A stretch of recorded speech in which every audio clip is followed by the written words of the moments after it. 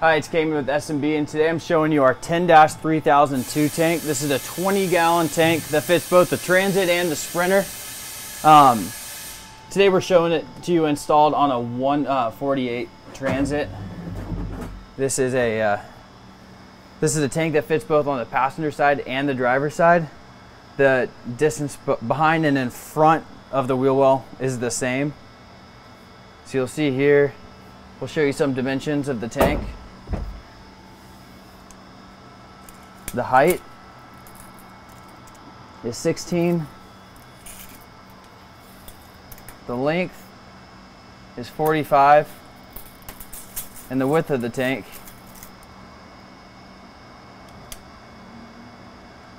is 12.5. So we'll show you what it looks like installed on the passenger side.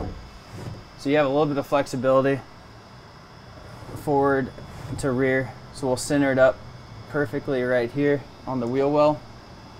The tank comes with brand new straps as well as bolts and plus nuts to mount the straps.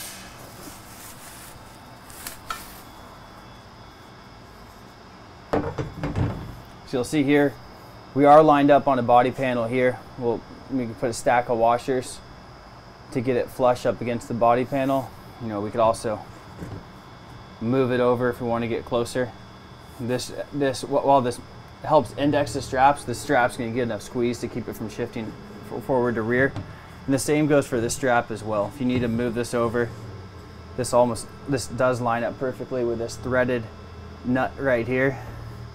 Then it'd be fine here on the floor. Just if you do shift this around, make sure you know what you're drilling into on the underside of the van. Another option too is if you don't want to move the strap around and leave it where it's at, you can get some of this pre-punch from Home Depot or another store, and you can use the threaded nuts that are already here to mount the pre-punch. Then you can use just some 3/8 inch bolts and nuts to mount the strap here. Some of the fittings that are on the tank, actually let me show you the included plus nuts and included plus nut tool that we include with the kit.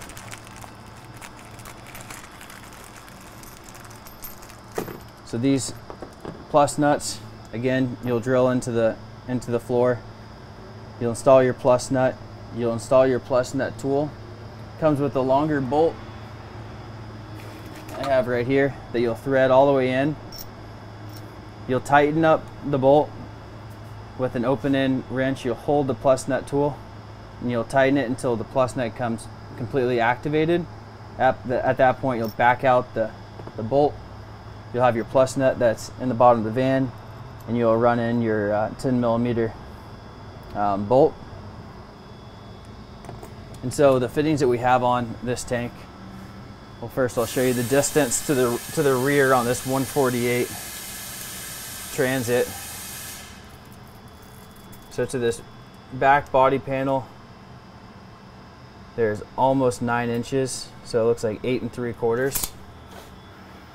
So we have a 1/2 inch fitting on the bottom, 1.5 inch MPT on that side, 1/2 inch here, then again another 1.5 inch. Also comes with a 1.5 inch on the top. This 1.5 inch on the top is perfect for a level cinder like this. This is just a KUS SU15.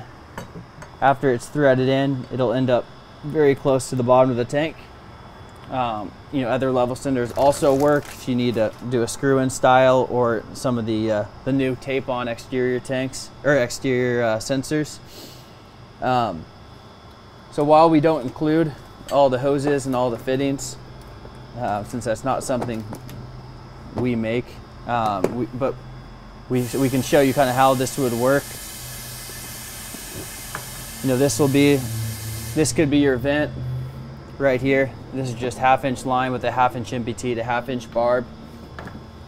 And then also this 1.25 inch RV hose works great on this side. You can just use that 1.5 MPT to 1.25 inch barb.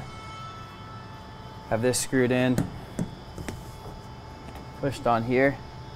Then one of these gravity fill ports works great because it has a connection for the vent, should be your 1/2 inch, then as well as for your 1 1/4 on this side, and that can mount perfectly right here if your cabinet ends here.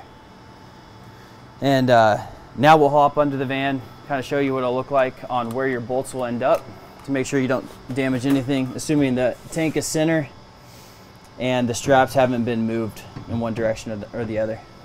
So we're under the van, the rear part, and we'll show you right where the rearmost plus nut's gonna end up in the floor. It's gonna be right here inside of this cross member.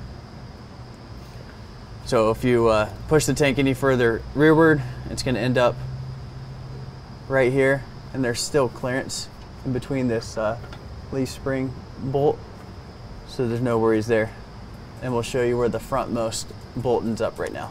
And the frontmost bolt is going to end up right in front of the shock tower. So there's this bolt here that's going through this cross member that's holding the shock. Before you put the plus nut in, come down here or look through the floor to make sure that it is missing this bolt and it's not going to interfere with that, but it'll end up right about here. And before you drill your holes for the bottom straps, take a tape measure and figure out where those bolts are going to end up. Generally, there's no issue with the rear.